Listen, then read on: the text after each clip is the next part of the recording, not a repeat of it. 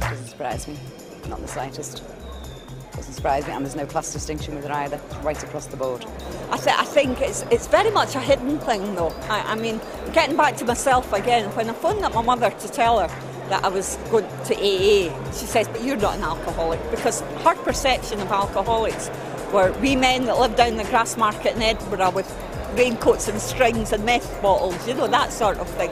Street homeless people, you know.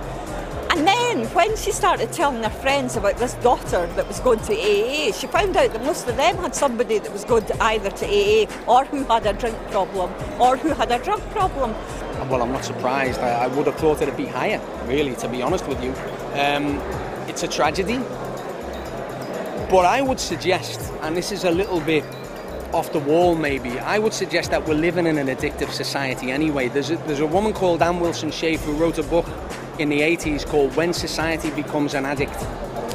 And if we look at the culture that we're living in, the consumer culture that we're living in, we're actually actively encouraged to become addicts to material goods, to become addicts to whatever television program, whatever kind of social phenomenon is getting a grip of the country. We're encouraged to become addicted to that. Sadly, I'm not surprised that the majority of people know somebody who's chosen or is found a way of living with drink and drugs, or indeed is suffering from a mental health issue. You know, we're living in these are stressful times, and we heard one of this, you know, they are stressful times. I'm not surprised. However, together we can come out of it. I mean, I think one of the problems of, well, both recession and success, if you like. So we've lived through I'm old enough to remember boom and bust and boom again. And one of the features of addiction, it doesn't seem to recognise boom or bust. In other words, if you have a propensity to develop a maladaptive response to life via chemicals, you'll do it whether it's boom or bust. But I do think that the chemicals will change. So in the time of boom, for example, you'll see more cocaine. More, you know, in a time of historically, in a time of bust, you will see more depressant drugs.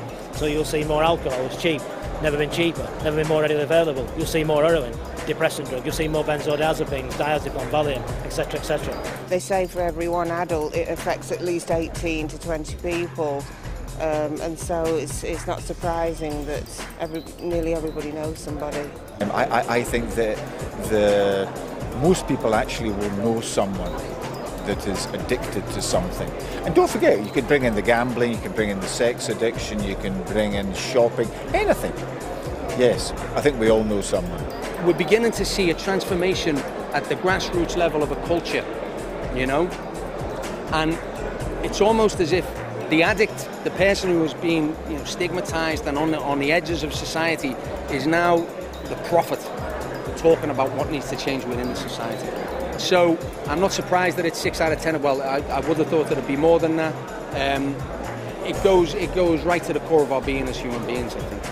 And I think we have a fundamental breakdown and a fundamental problem in our culture at the moment, where we have gone as far down the road of the pursuit of the individual and the pursuit of consumerism and the pursuit of having that we can go. And what we're finding is that thousands and millions of people simply aren't able to manage the vacuum that creates. So we find distraction in a number of ways. You could if you took a 42-inch plasma TV and replaced the word 42-inch plasma TV with distraction, that tells you how big a distraction we need in order to not actually get into relationship with ourselves, because we're scared. We're scared of silence, we're scared of a void, we're scared of looking at ourselves. And I think that post-war, through to here, we have pursued something that said that out there, if we get that and if we have that and if we do that, we'll be happy. We'll get this thing called happiness. And what we know